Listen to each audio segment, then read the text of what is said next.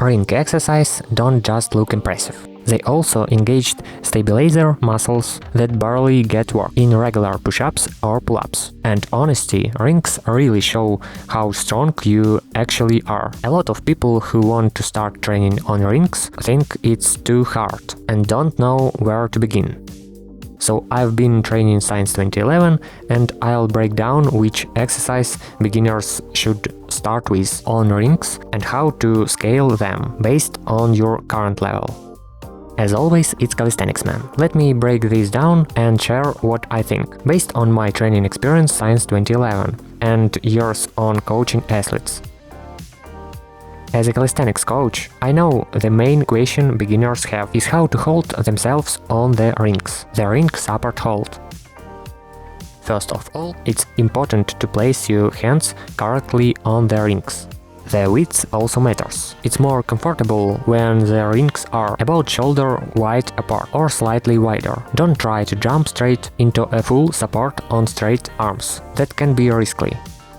First, get used to the rings and learn to do 15 to 20 push-ups with the rings lowered and your feet on the ground. Even this will already feel very different compared to regular push-ups. Unlike dips, here you can rotate your wrists more freely, but to prevent your arms from drifting apart, you need to stay tight, engage your core arms, and pull the rings inward to maintain balance.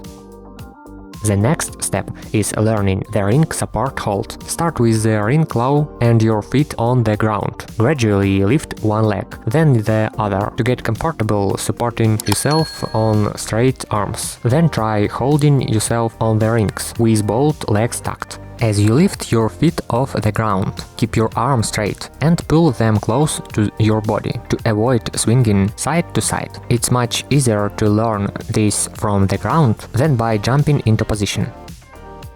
Once you can do 3 to 4 sets of 15 to 20 seconds holds, raise the rings higher and try doing 8 to 10 push-ups with your feet supported. If you can complete 3 sets, you'll have enough strength and control to start jumping into a higher ring support. Don't forget to keep your arms close to your body to stay stable. For your first attempts, you can use resistance bands once you can hold 3 sets of 10 to 15 seconds.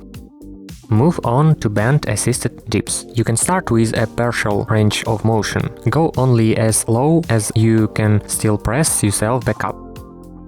When you're able to do 15 dips with resistance bands, going down to about 90 degrees at the elbows, you can remove the bands and you'll definitely have enough strength to hold a ring support on straight arms and even perform dips. Now it's time to learn skin the cat. It's actually easier to do on rings than on a bar. Try to keep your arms straight, although bending them will make it easier at first. Aim for 3 to 4 sets on 5 reps.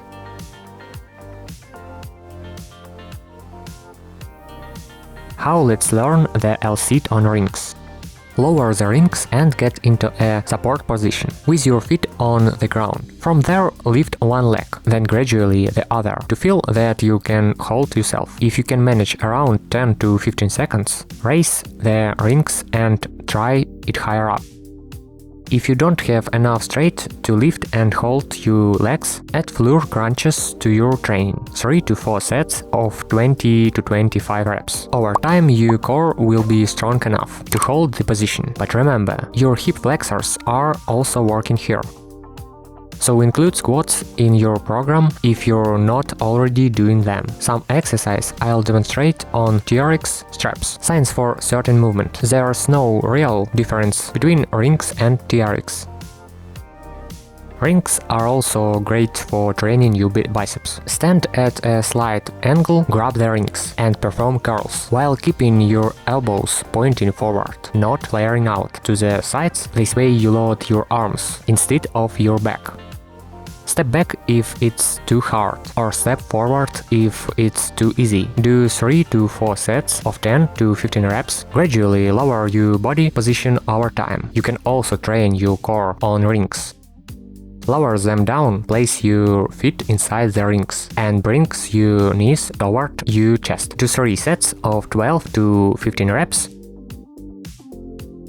You can also train your shoulders on rings. Rear delts, front delts. Go for 8 to 12 reps, 3 to 4 sets. If you open your arms to the sides with your body leaning forward. Your target the rear delts, you can slightly bend your arms, but try to straighten them over time. To work the front and side delts, raise your arms upward while holding the rings. Rings are also great for Australian pull-ups, to build your back and arms. Once you can do 4 sets of 15 to 20 reps with full range, you can add weights using a vest or backpack. Or try lifting your legs and doing pull-ups in a tucked front lever. Aim for 6 to 10 reps, but this already requires at least an intermediate level. And of course, you can do regular pull-ups on rings, classic ones. You can also mimic ab wheel rollouts to one side, using the rings as shown in the video. There are tons of different exercises you can do on rings. You can even train your legs, for example, do pistol squats holding onto the rings, or Bulgarian squats. If you want to include ring training in your program, I'd recommend doing it once or twice a week on top of your other workouts. If you train about 3 to 4 times per week in total, drop a comment if you want a breakdown of exercise for an intermediate level.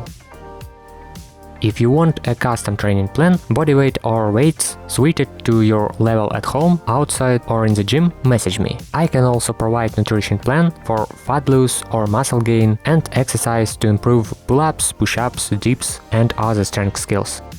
And exercises to improve pull-ups, push-ups, dips reviews are available on my website, link in the description.